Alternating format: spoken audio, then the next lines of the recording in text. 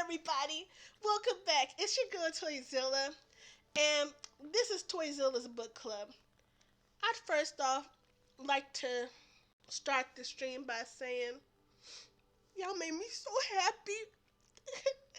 I didn't even think y'all enjoyed book club. But then I saw that y'all actually wanted to read along on the Looking Glass Wars, the book by Frank Batter. One of y'all even came on and commented on the YouTube video and asked when we start back up again. I honestly had lost all hope, but now that I know that y'all actually want to read again, no, I'm just so really happy.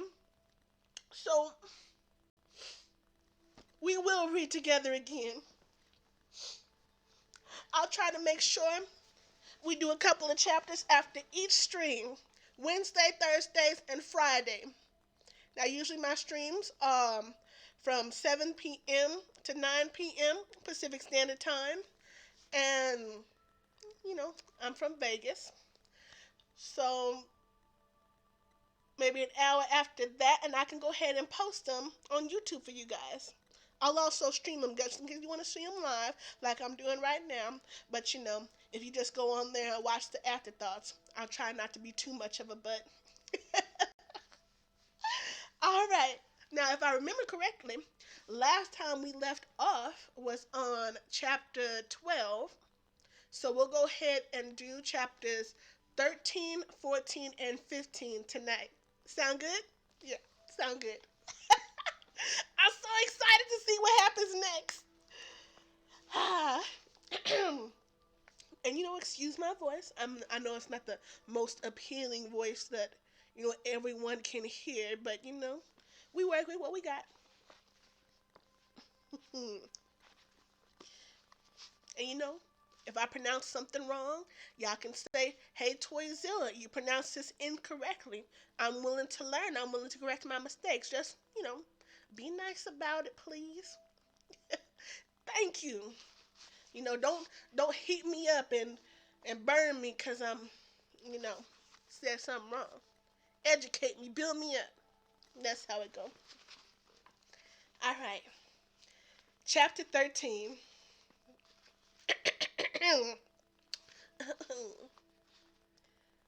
No amount of millinery training could have prepared Hatter for getting sucked through the pool of tears.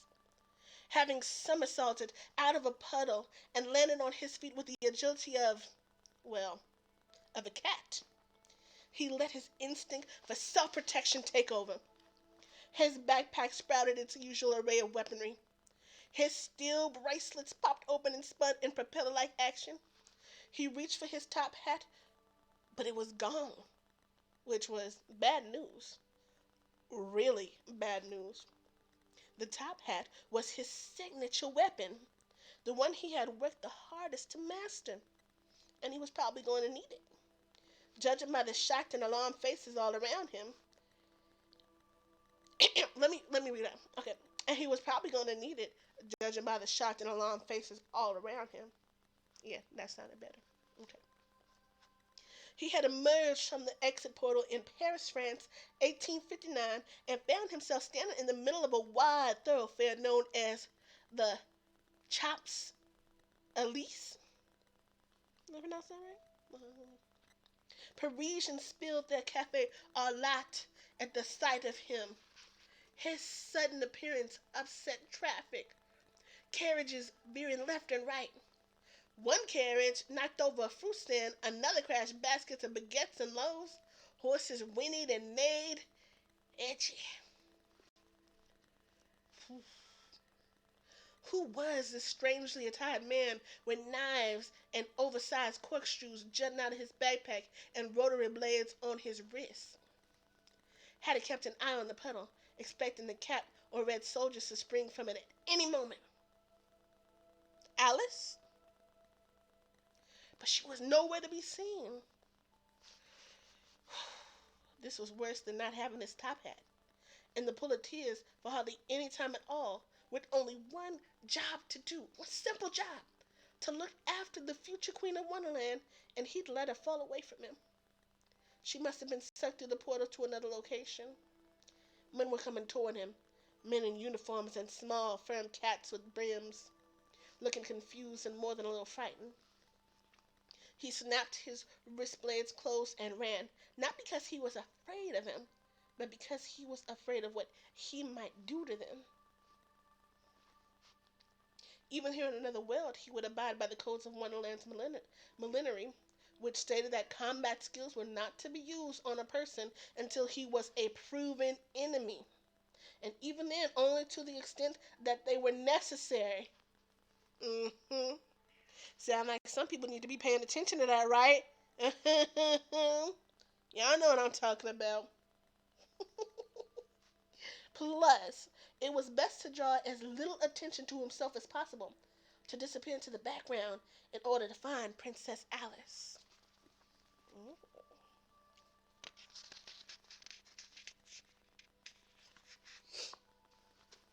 His millinery coat swooped out behind him as he cut across the Champs-Élysées and down a residential street. He was faster and more agile than the Frenchman and would have easily escaped their pursuit if he'd known his way around Paris. Time and again he thought he'd lost him, that they were no longer following him, only to discover that they must have taken a shortcut through an alley because now they were in front of him. He had to get rid of them for good. He stopped running and let them approach.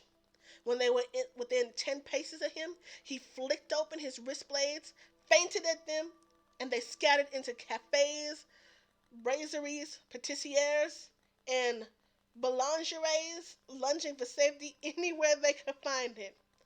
Taking a moment, I probably did not pronounce any of those correctly, so if y'all want to correct me, this will be the time to do it. Had to snap shut his wrist blades and ran, and this time they didn't follow. He hid under a bridge on the banks of the Seine until nightfall, when he could more easily move through the city undetected. He planned to canvass the streets, search every lane and alley for the princess before moving on to another town or city. He would get maps, systematically scour the entire world if necessary, familiarize himself with inner city routes, pass across borders like a phantom. His promise to Genevieve, the queen he'd left behind, demanded it. Under the blanket of darkness, he made his way up and down streets, starting at one end of the city and working his way across it. And now that he had an opportunity to notice, Hatter saw that some people had a glow about them. Supposing them suffused with the luminescence of imagination, he followed one glowing man down the Rue de Rivoli to a modest shop with a wooden sign in the shape of a top hat hanging over its doors. It could have been a station for the millinery men and women of the city. Perhaps he would find camaraderie and assistance here. He followed the man into the shop. It was filled with every variety of hat. Derbies, bowlers, toms, fezes, berets, an array of headwear that impressed even Hatter. He picked up one of the top hats and flicked it, but it held its innocent shape.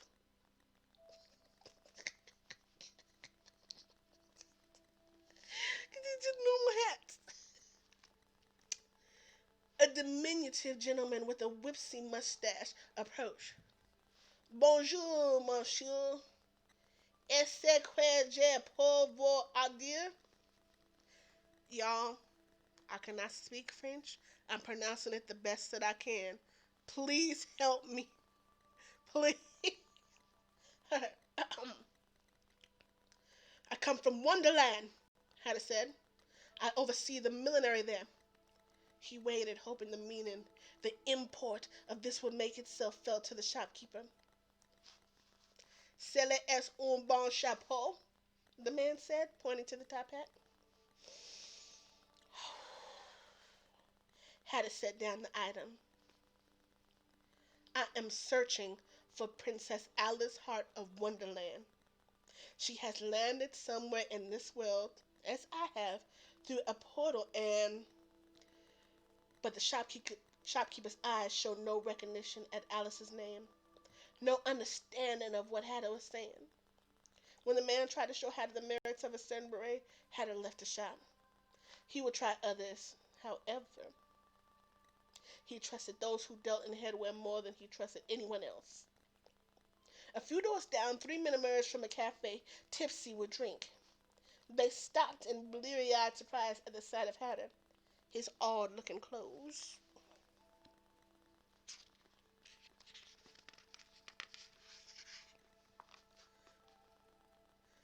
Je n'aime pas des étrangers, one of the men said. Hatter didn't have to understand French to hear the hostility in his voice. The man pretended to punch Hatter, and his companions laughed.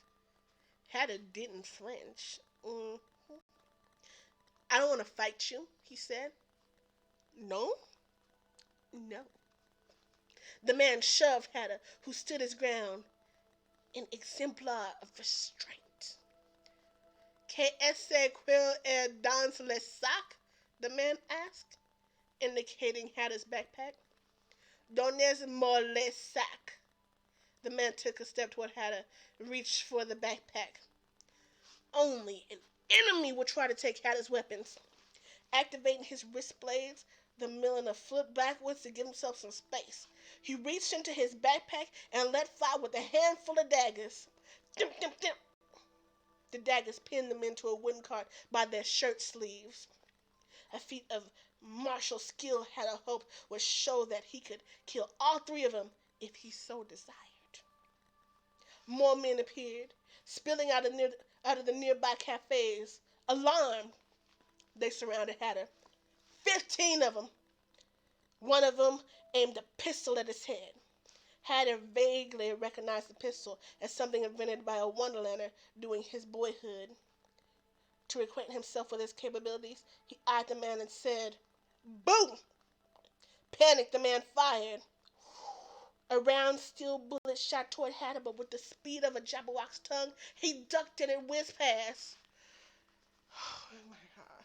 Oh my gosh.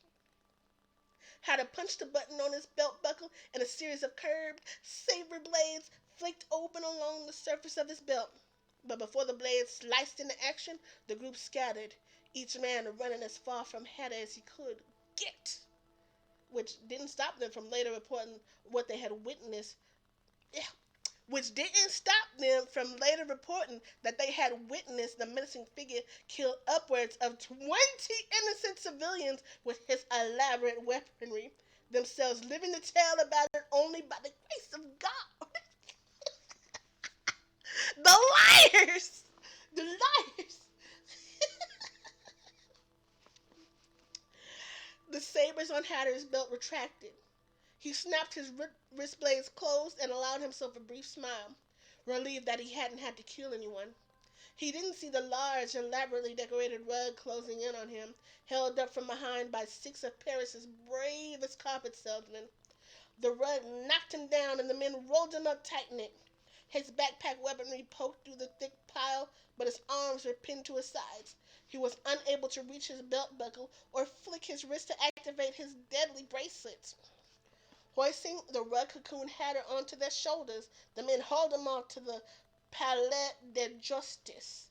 But as he breathed in the rug's fibers, Hatter's concern wasn't for his own safety, but for that of Alice Hart, a lost princess in a hostile world. Yeah, this world is hostile. I should know I live in it. We all do. Goodness. Chapter 14. Let's keep it moving, y'all. Keep it moving. The cat stood at the edge of the cliff and stared down at the foaming, rippling spot where Alice and Hatter had splashed into the water. Lightning flashed, thunder broke overhead, and rain fell in sheets. If there was one thing the cat didn't like, it was water. Rain, showers, baths. It didn't matter which. He hated getting wet. He turned and stalked back into the forest with a scrap of Alice's dress in his fist. "You let them get away," a voice said. The cat stopped, tense. "They escaped," said another. He spun around but saw no one. The forest was talking to him, the trees and plants and flowers. "What's the matter?" asked a nearby lilac bush. "Afraid to take a dip in the water." The forest had a good laugh at that, but the cat didn't appreciate the teasing. He bent down and tore the lilac up by its roots and threw it on the ground. The forest fell silent. The cat walked up to a tree. "Were you talking to me?" The tree said nothing. The cat glanced to his left, then right. "I don't see anyone else here, so you must have been talking to me." Still, the tree said not a word. It didn't matter. The cat raked his claws down its trunk, skinning off the bark. "Yeah!" the tree cried. The cat re-entered the crystal continuum through the forest looking glass. Its guard, the tight-lipped shrub, now more tight-lipped than ever, and re-emerged in Genevieve's sitting room. He hulked through the destruction of the sitting area and down a heart-shaped passage to the south dining room, stepping over dead card soldiers and guardsmen as if they had never been alive at all. Never beings who laughed, cried, rejoiced, or had loved ones waiting for them at home. Notwithstanding the blast that had rocked the palace, the bodies splayed in all manner of death on the tables and floor, the south dining room was a scene of celebration. Red soldiers helped themselves to wonder crumpets, fried dormice, and whatever other delicacies they could find, and none too delicately shoved them into their mouths. Not being much interested in tea, they raided the palace's wine cellar. Turn the page. And now flooded their bellies with the goblet after goblet of the queendom's finest wine. "To the health of Queen Red! To the death of Queen Genevieve!" These toasts were one and the same to Red, who was lounging in a chair wearing the bloody crown. "Well," she said when she saw the cat, "where are their heads?" One didn't admit failure to Red and get away with it without suffering pain, or worse. The cat held up the shred of Alice's dress. "This is all that's left of them. I'm sorry, Your Highness. I couldn't control myself." "It's unwise to control yourself in a situation like that," Red said. "Well done." But a scheming, dishonest mind such as Red's always suspects others of scheming and dishonesty. She tried to see Alice in her imagination's eye, to discover the truth for herself. Nothing. Imagination could not penetrate the pool of tears, which was lucky for the cat. "She's dead?" said a voice from behind the curtain. "Alice is dead?" Red waved her hand and the curtain swung back to reveal Bibwood Hart. "If it isn't my wise and learned tutor," she said. Bibwood Hart was a loyal fellow, and it was because of his loyalty to Genevieve and Alice and white imagination that he determined, then and there, to ensure his own survival by appeasing Red. Though a scholar, he vowed to one day topple the mistress of black imagination and return Wonderland to the glory of peace. Bibwood is a true one, y'all. He's good. All right. He bowed his head. "At your service, your imperial viciousness." I kind of like that. Would y'all call me your imperial viciousness? I just like the sound of that. I'm not evil, though. Okay, back to the story. Red sneered. "Your imperial viciousness?" "Yes, that's perfect. From now on, everyone will refer to me as your imperial viciousness or die." same mindset. Don't put me in with her. Don't put me in with her. Okay, don't call me that. Okay. You there? Yes, my queen. A two-card started, but was immediately pierced through the lung by one of the cat's claws. You, Red said to a three-card. Uh, yes, your imperial viciousness. I want a list of those considered sympathetic to the former queen who are not dead in this room. I am aware that General Doppelganger is not among the bodies here. Begin the list with him. For the rest, ask them. She turned her gaze upon the suit families who stood clustered together, trying to take up as little space as possible. I'm sure they'll be helpful. Oh, yes, declared the Lord of Diamonds, still with a hand on Jack of Diamonds' shoulder. Absolutely, said the Lady of Spades. Of course, by all means, said the Lady of Clubs and her husband. Red was not an idiot. She knew that she couldn't rule the queendom by fear and intimidation alone. The suit families had relationships with the mayors of principalities and influential businessmen with key members of what remained of the queendom's military force, relationships that would have to be exploited for her profit and exaltation. There ought to be some changes in this queendom, which may prove beneficial to you all, her imperial viciousness announced. Not the least of which is that since I have no heirs of heart descent, nor do I want any, I will choose my successor from one of the ranking families. Whoever among you serves me best can be assured of nothing, but you will at least have a better chance at the crown than the others. She ventured a smile, which the Lady of Spades, for one, found more gruesome than many of the lifeless bodies surrounding her, and which, if truth be told, it physically hurt Red to accomplish. I trust you don't mind my preying on your ambitions in this way. Oh, no, declared the Lord of Diamonds. Absolutely not, said the Lady of Spades. By all means, no, said the Lady of Clubs and her husband. The suit family struggled to remember who had escaped, mentioning pawns, a rook, a knight, numerous card soldiers. Dodge Anders has escaped, Jack of Diamonds asserted, louder than the others. Ooh, I don't like him. I don't like him at all. I don't like him. And who might Dodge Anders be? Asked Red. He is in love with Princess Alice, but pretends not to be. He's a guardsman's son. That's his father there. Jack pointed to Sir Justice, lying dead on the floor. Red approached the boy.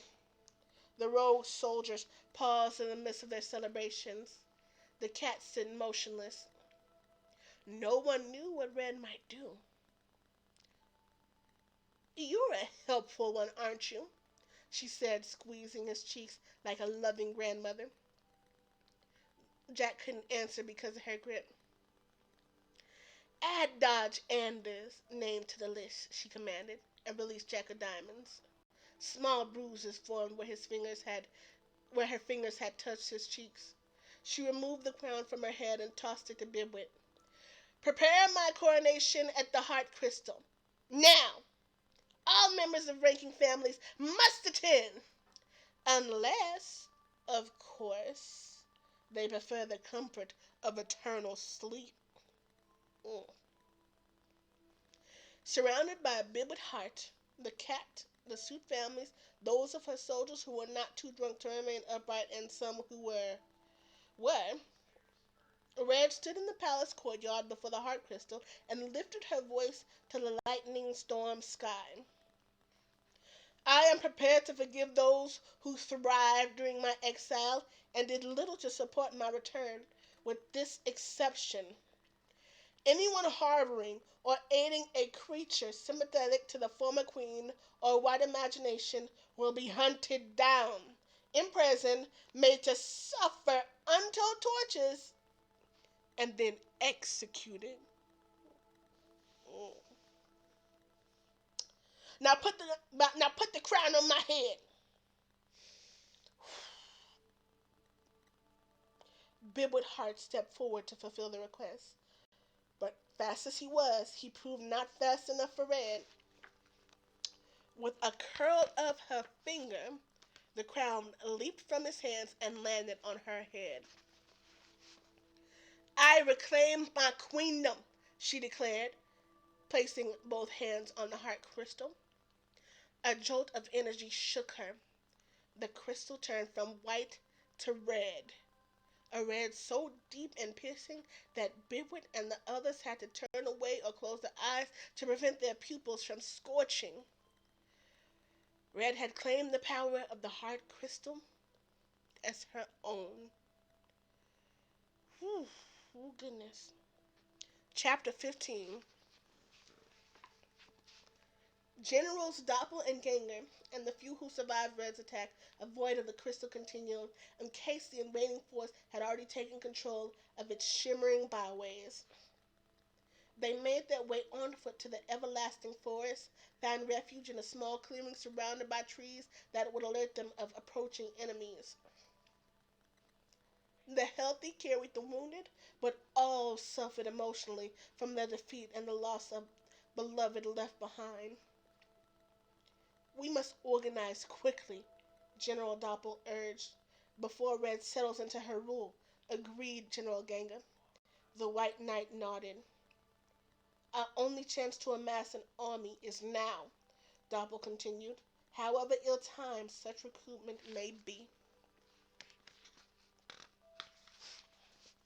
The three turned their eyes toward the battle-numbed card soldiers dragging themselves into the sanctuary of the forest. My bishops and I are prepared to risk everything for the good of the queendom, said the knight. We will find Wonderlanders to fight with us against Red. You can rest assured. The knight gathered his bishops and their pawns. Spread out through the capital city, he ordered. Find anyone willing to fight for white imagination and tell them where we're camped. They must make their own careful way to us. But be sure they're sincere in their wish to join our cause, or you will give us away and we'll be doomed. Among the soldiers gathering in the forest sat one who wasn't a soldier at all. Just an inconsolable boy, slumped against the base of a tree, crying in fits and jags and not caring if Red itself hurt him. The generals would have known better how to subdue a raging Jabberwock than a mourning child. You should never have brought me here, Dodge moaned. I shouldn't have left them.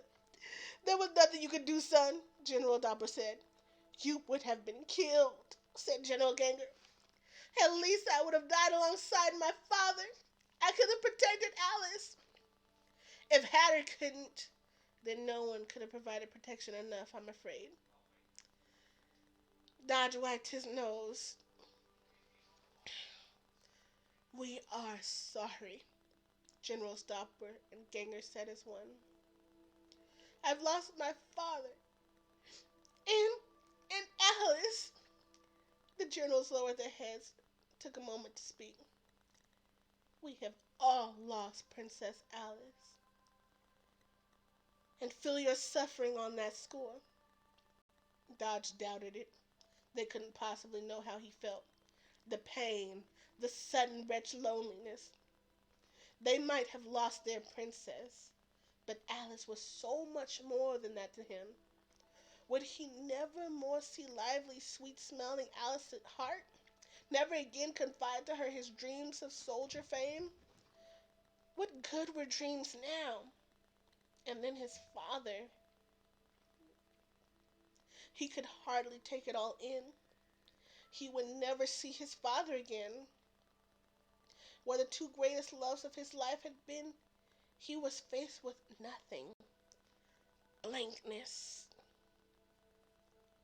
We are sorry, the general said again.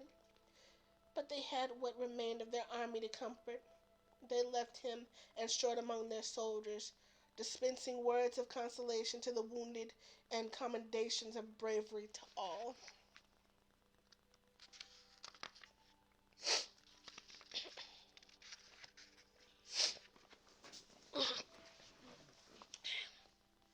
Dodge didn't remember falling asleep, wasn't aware that he'd even been sleeping until he woke the next morning with a sudden start, an idea blazing in his brain and the resolve to carry it through already firm. When the generals came upon him, he was ripping the fleur de lis badge off his guardsman coat, and they watched as he put his coat on inside out and rubbed handfuls of dirt over himself and until it became virtually impossible to tell that he wore a guardsman's uniform. "What are you up to?" General Doppel asked. "If it's too late to do anything for Alice, there's at least something I can still do for my father." The generals exchanged a worried glance. "I'm going to get his body," Dodge said. "The leader of the palace guard deserves a burial proper to his station, and I'm going to give it to him." "You can't go back there," General Ganger said. "Why not?" "Well," said General Doppler, "who's to say that Sir Justice's body is even still there, and red soldiers are everywhere," General Ganger finished. "You'll never make it." "I'm going, but we forbid it."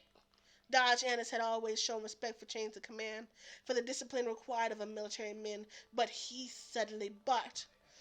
"Who are you to forbid it? Do you have Annis blood in your veins?"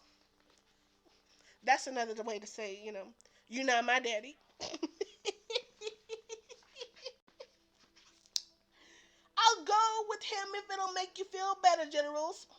The White Rook. Dodge felt his heart thumping in his throat. He was breathing short and fast. The chessman came and stood next to him. It was all right. Dodge didn't know the Rook well, but it was all right. It would be good to have company. The generals shook their heads, couldn't help being impressed by the boy's character despite the foolishness of the proposed errand. In silent agreement, they removed the exact same crystal and gemstone quadruple heart medal from their uniforms and presented them to Dodge. "With utmost respect for your father," General Doppel said. "Please give him these," said General Ganger. Dodge took the medals in his hands and pocketed them carefully. He could feel his bottom lip quivering. He turned and hurried into the woods.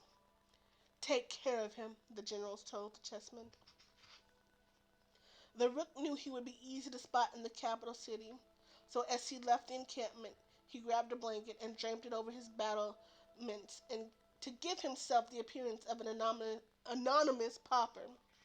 Silent, alert, he and Dodge made their way to Hart Palace. They found Wondertropolis practically deserted. Small clans of red soldiers lolled outside abandoned cafes, drunk on wine and harassing the few Wonderlanders who braved the streets, hurrying to their destinations with lowered heads, intent on keeping to their own business. Dodge and the Rook cut this way and that way through the city, avoiding the soldiers. They made it to the palace without incident, surprised to find it unguarded, unmanned. "Where's the heart crystal?" the Rook asked. Dodge paused to study the courtyard. How gloomy it was, forsaken and without the light of the powerful crystal. Suddenly, a figure scurried out of the palace. Dodge and the Rook reached for their swords, but there was no need. The figure, a male, didn't seem to notice them. Arms laden with goblets and dishes, he ran past and was gone. Another Wonderlander trotted out of the palace and through the courtyard carrying a music box and several pillows. Dodge looked at the Rook. What was going on? In the palace's darkened halls, they discovered looters moving about in silent hurry, helping themselves to souvenirs of the former ruling family. A Wonderlander ran past with one of Alice's old toys in his arms, a set of glow wormies. Dodge made a move to trip the thief, but the Rook put a hand on his arm and shook his head. Dodge had to focus on what he'd come to do. As flitting as the looters, Dodge and the Rook drifted through banquet rooms and salons. They saw a great many red soldiers passed out on the floors and tables, but no sign of Red or the cat. They drew closer to the south dining room, stepped over dead guard soldiers and guardsmen. That smell! Dodge clamped a hand over his nose. It'll be worse inside, the Rook said. They found the dining room deserted, the stench too much for the looters. The Rook paused just inside the room, shaking his battlement-topped head at the carnage. But as ghastly as the scene was, Dodge saw only his father's body. He stood over Sir Justice and cried silent tears. "We should hurry," the Rook said gently. Dodge wiped his face and nodded, more to himself than to the Rook, and not to convince himself that he had the strength to do this. They carried Sir Justin out to the garden and, using broken chairs as shovels, began to dig. It wasn't easy going. They sweated, their muscles ached, but the hole was at last large enough. Once Sir Justice was lying on the ground, Dodge removed from his pocket the medals the generals had given him, and he laid them on his father's chest. With timid, unsteady hands, he began to shovel soil onto the grave. No, it was impossible. Worse than anything he'd ever experienced to see the soil fall on his father, the man who had given him life. A cry burst from him. He threw his makeshift shovel to the ground, ran and hid in the corner of the garden. How could he live? Why should he live when those he had held most dear did not? He became quiet, subdued. How and why should he live? These were questions to be answered, the only questions. When he finally stepped out from his hiding place, Sir Justice was buried. The Rook had taken care of everything. Almost. "Would you like to do this?" the Rook asked, holding a seed out to Dodge. The hereafter seed. Dodge took the seed and dropped it on his father's grave.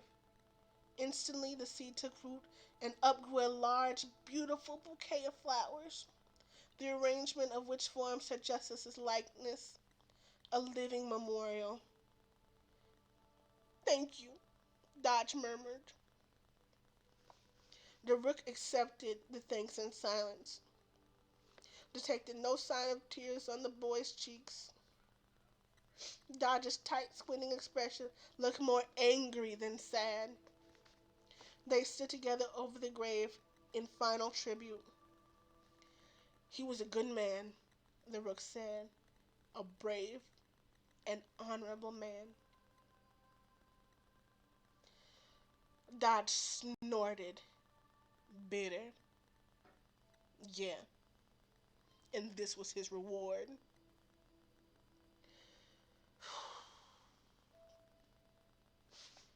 And that, my friends, is the end of chapter 15. So just to keep it on the level, I'm telling y'all, my eyes, I feel so sorry for him. He lost his papa. So again, what I like to see, I'm going to start asking this of you guys again. Maybe while we're reading, if you find it in yourselves to make some artwork depicting what you yourself see in the visions of your head. Maybe just draw some fan art of the book and post it underneath the YouTube in the comments, and we can share them on the next stream if you do. I'll try to go back and see if on other videos y'all did that, because we need to really get back into it. But I would really like that. And then, so on and so forth for each of the chapters that we do. We'll go ahead and start with chapter 16 in tomorrow's book club. And yeah, 3 days a week of reading. We should knock this book out like that. Again, thank y'all so much for proving to me that y'all are still wanting to read this and do this. Y'all have made me so happy. I just love you guys so much. All right, everybody. This again is your girl Toyzilla. Remember, we don't only do just book club. We stream games to 100% completion. Right now, we're working on Crash Bandicoot. The days we stream Wednesday, Thursday, Friday, 7 p.m. Pacific Standard Time. 7 to 9. Yeah, I think I said that already. But yeah, if you want to tune in for that, and then afterwards, a couple of chapters of the book. Yeah, that's gonna be our schedule. If you like what you see, turn on your PC and view it. This has been Toyzilla, and your girl is out.